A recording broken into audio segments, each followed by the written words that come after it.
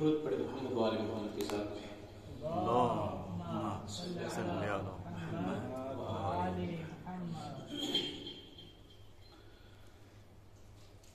أعوذ بالله من الشيطان اللعين الرجيم. بسم الله الرحمن الرحيم.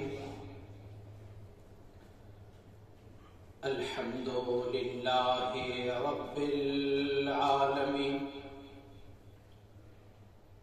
الصلاة والسلام على سيد المرسلين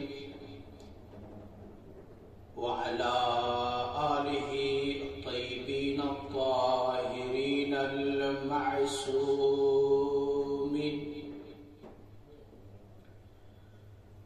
سيما الصلاة والسلام على الإمام المظفر والشجاع الغضنفر أخي الرسول زوج البتول سيف الله المسلول قالع الباب الخيبر ساقي حوض الكوثر الذي سمته أمه حيدر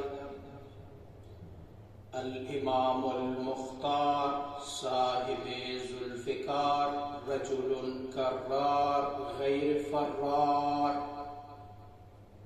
أعني علي بن أبي طالب.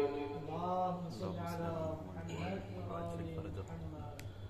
أما بعد قال رسول الله صلى الله عليه وآله وسلم ذكر علي عباد الصلاة. اللهم صل على محمد وآل محمد. میرے محترم ناظرین کرام، چونکہ ہم عادی نہیں ہیں اردو مجالس کے، انشاءاللہ یہ تمرین کا مجلس ہے، جہاں تک ہو سکے آپ لوگ میری اصلاح کی کوشش کریں. میں اپنے موضوع کا آغاز ایک شعر سے کرنا چاہتا ہوں. تازہ تازہ ایام رجب المرجب امیر کائنات کی ولادت کے گزرے ہیں. شاعر نے کیا خوب کہا ہے، علی کے چاہنے والوں کے گھر خوشی دیکھے، علی کے چاہنے والوں کے گھر خوشی دیکھے، منافقین پہ یہ چلتے ہوئے چوری دیکھیں. ظہور آج ہی ہو جائے میرے قائم کا، ظہور آج ہی ہو جائے میرے قائم کا، زمانہ کعبے میں ایک ساتھ دو علی دیکھے. سبحان اللہ سبحان اللہ. میں نہ کوئی خطیب ہوں اور نہ کوئی میں عالم ہوں، لیکن یہ دعویٰ میرا ضرور ہے کہ میں علی کے گھر کا ایک طالب علم ہوں. میں باب العلم کے شہر کا ایک ادنا سا طالب علم ہوں. میں کہاں اور علی کے فضائل کہاں. شیخ صاحب نے مجھے کہا تھا کہ آپ موضوع تشخیص کریں، تو خدا جانے موضوعات تو بہت ہیں، لیکن ہمارا مطالعہ کتنا ہوتا ہے وہاں تک تو میں سوچتا رہا. پھر چونکہ ایام ولادت امیر کائنات چل رہے تھے تو میں نے شیخ صاحب سے کہا کہ کیوں نہ ہو کہ میرا ذکر بھی ذکر رہے، میرا اس ذکر کے ساتھ عبادت بھی بن جائے. تو اس وجہ سے میں نے جس موضوع کا انتخاب کیا ہے وہ ذکر علی بن ابی طالب ہے. لیکن اس ذکر کو جاننے کے لیے ذاکر خدا ہونا چاہیے. اس ذکر کو ذاکر خدا ہونا چاہیے، اور جس زبان سے یہ ذکر کیا جائے وہ زبان زبان مصطفیٰ ہونا چاہیے، کیونکہ علی کو یا تو خدا جانتے ہیں اور یا مصطفیٰ جانتے ہیں۔ اگر سامعین کی بات کروں میں تو سامعین ملائک ہونے چاہیے، چونکہ میرے خیال سے ملائک کو علی کی ذات میں کوئی اختلاف نہیں ہے، وہ انس ہے، وہ مسلم ہے کہ جن کو علی کی ذات میں بھی اختلاف نظر آ رہا ہے۔ سامعین ہو تو ملائک ہونا چاہیے۔ فضائل لکھنے والا مقداد جیسا ہونا چاہیے، سبحان اللہ۔ فضائل پہ قربانی دینے والا مقداد، فضائل پہ قربانی دینے والا میں سمجھتا مار جتنا چاہیے۔ پھر پتہ چلتا ہے کہ علی کون ہے، علی کے فضائل کیا ہے، علی کے سامعین کون ہے، علی کے سننے والے کون ہیں، علی کے چاہنے والے کون ہیں۔ سبحان اللہ۔ ہے کون یہ علی کہ جو پہچان بن گئے انسانیت کی؟ ہے کون یہ علی کہ جو پہچان بن گئے مسلمانوں کی؟ اگر میں یہ کہوں کہ علی کے نام سے انسان کی پہچان ہوتی ہے، اگر کسی انسان کو علی سے حب ہے تو وہ کامل انسان ہو سکتا ہے، باقی اگر وہ جو بھی ہو جائے اگر علی سے محبت نہیں ہوتی ہے تو وہ انسان کامل نہیں ہو سکتا ہے۔ نام علی زندگی آ دیتی ہے، نام علی سعادتوں کو بخشتے ہیں، نام علی نسلوں کو نسلوں کی پہچان کرواتی ہے، نام علی اولیاء کی پہچان ہے، نام علی مرسلین کی پہچان ہے، نام علی اولیاء کی پہچان ہے، نام علی آدم کی پہچان ہے، نام علی نوح کی پہچان ہے، نام علی ابراہیم کی پہچان ہے، نام علی موسیٰ کی پہچان ہے، نام علی عیسیٰ کی پہچان ہے۔ اگر میں غلط نہ کہوں تو نام علی نسل کی پہچان ہوتی ہے، اور ذکر علی وہ کر سکتے ہیں جس کو علی سے حب ہوتی ہے۔ ماشاءاللہ ماشاءاللہ۔ نام علی ذات کی پہچان ہوتی ہے۔ اگر کسی کو اپنے ذات کو پہچاننا چاہتا ہو تو وہ ذکر علی سے پہچان سکتا ہے کہ میں کس ذات سے تعلق رکھتا ہوں۔ ماشاءاللہ۔ کوئی مجھے غلط نہ سمجھے تو نام علی سے، ذکر علی سے، حب علی سے توحید کی پہچان ہوتی ہے۔ ارے وہ علی ہی تو تھے کہ جو توحید کی بھی پہچان بن گئے۔ آج دنیا میں اگر ہم دیکھیں تو علی کی پیشانی جس خدا کو سجدہ کرے وہی خدا ہی لائق کی عبادت ہوتا ہے، اسی کو ہی اللہ کہا جاتا ہے کہ جس کی عبادت علی کرے۔ صحیح توحید کا معنی جو ہمیں سمجھائے اس کو علی کہتے ہیں۔ ماشاءاللہ ماشاءاللہ سبحان اللہ۔ علی جس خدا کی عبادت کرے اس خدا کو اللہ رب ذوالجلال کہا جاتا ہے۔ لیکن اس ذکر کے لیے کہ جس کو ہم ذکر علی کہتے ہیں، کہ جو زبانوں پہ چلے تو جو زبان بولتے رہے تو وہ زبان عبادت بن جاتی ہے، وہ کلام الہی بن جاتی ہے۔ جس زبان پہ علی کے ذکر ہو وہ ذکر الہی بن جاتا ہے۔ لیکن اس ذکر کے لیے پہلے سب سے بڑی شرط جو ہے اس کا، اگر میں شرط وہی کہوں کہ جو حب علی کا بھی شرط ہے تو میں خود سے تو نہیں کہہ سکتا ہوں کہ میں بتاؤں کہ علی کی ذکر کے لیے کون سی شرائط ہونا چاہیے۔ اس کے لیے بھی کسی نبی کا سہارا لینا ہونا چاہیے، کسی نبی کا قول ہونا چاہیے۔ تو آئے اپنی شریعت کے نبی سے پوچھتے ہیں، اپنے آخری پیغمبر سے پوچھتے ہیں کہ یا نبی اللہ آپ بتائیں کہ علی کے ذکر کے لیے ماشاءاللہ سبحان اللہ. کیا ہر زبان جو ذکر کرے وہ عبادت ہوتا ہے؟ ہمارا نبی کہے گا یا علی لا یحبک الا طاہر الولادہ ولا یبغضک الا خبیث الولادہ. علی کی ذکر وہ کرے گا کہ جو حب رکھتا ہو، علی کا حب وہی رکھے گا کہ جو طاہر الولادہ ہو، علی سے بغض وہی رکھے گا جو خبیث الولادہ ہو. ماشاءاللہ سبحان اللہ. ابھی ہم کیسے پہچانتے کہ طاہر الولادہ اور خبیث الولادہ؟ ابھی تو پہچان نہیں ہوتے.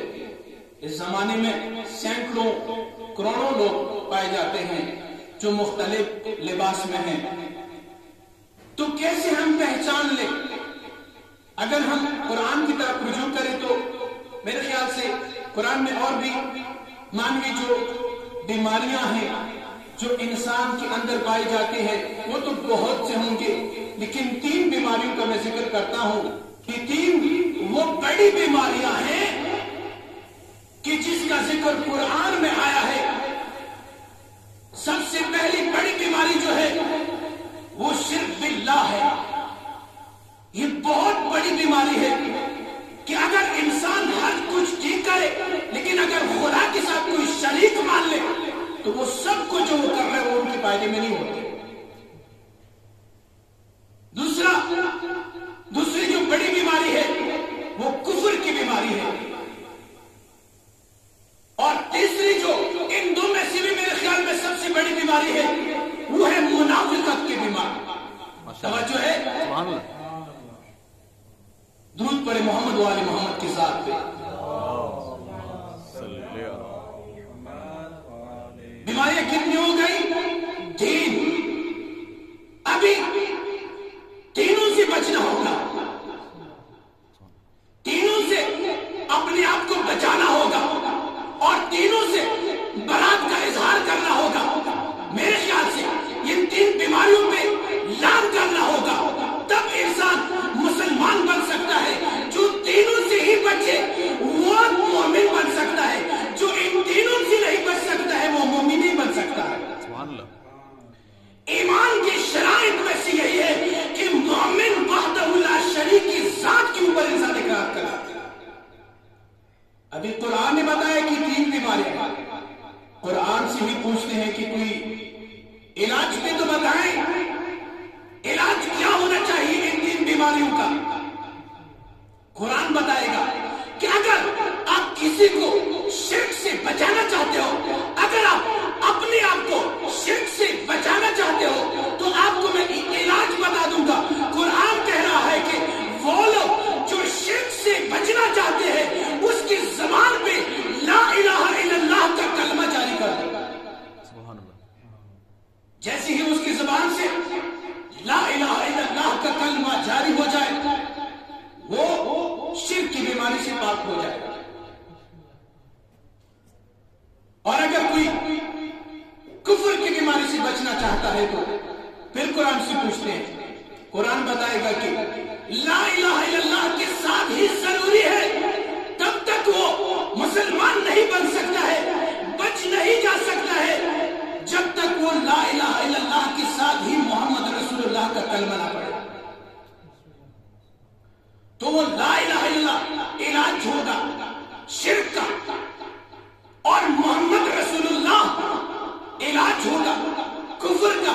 ابھی تیسرے علاج کو ڈھونڈتے ہیں کہ جو منافقت کے علاج ہو. ارے یہ منافق انسان، اس کا میں مثال اگر ذکر کروں تو بہت ہی بہتر ہوگا. منافق کی مثال اگر یوں ذکر کیا جائے تو واضح رہے گا کہ منافق سبز طوطے کی طرح ہوتا ہے. طوطا اور منافق، اس کا مثال یوں، سبز طوطا ہو، سبز درخت پہ بیٹھا ہو، باغ بھی سارا سبز ہو. علم ہوا، پوری توجہ چاہتا ہوں. سبز طوطا ہو، درخت بھی سبز ہو،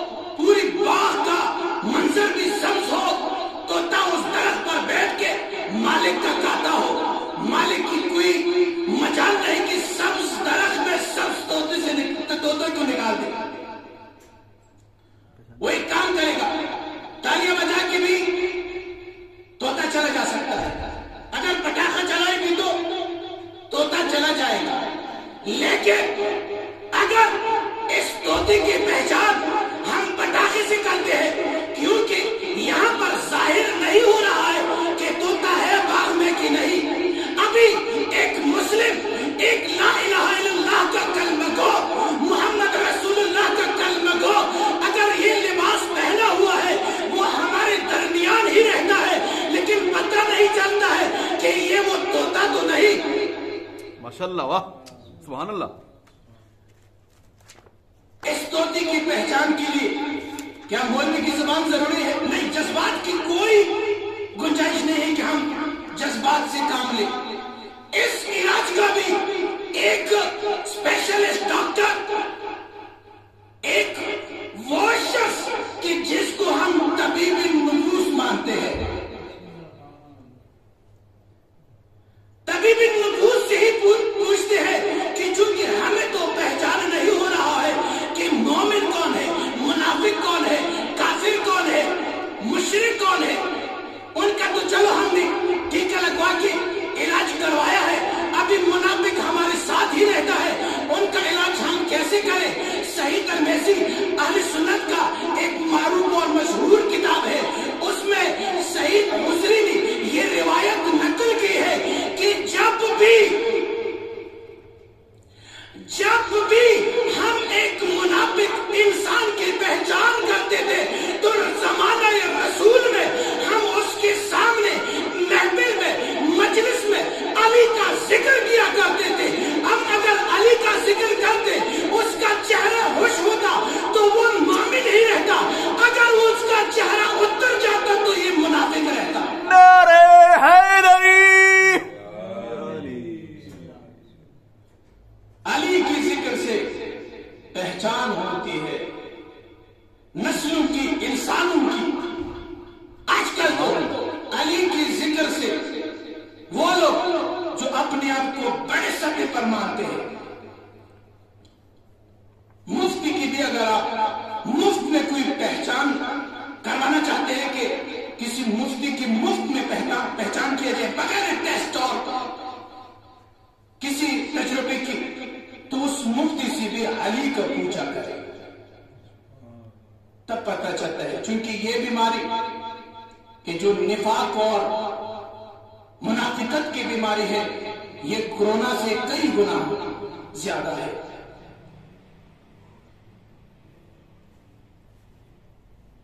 علی وہ ذات ہے کہ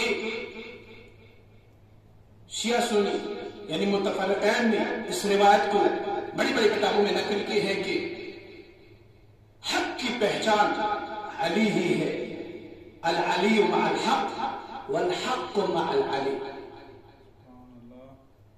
رسول اکرم نے فرمایا ہے کہ علی حق کے ساتھ ہے اور حق علی کا ساتھ ہے.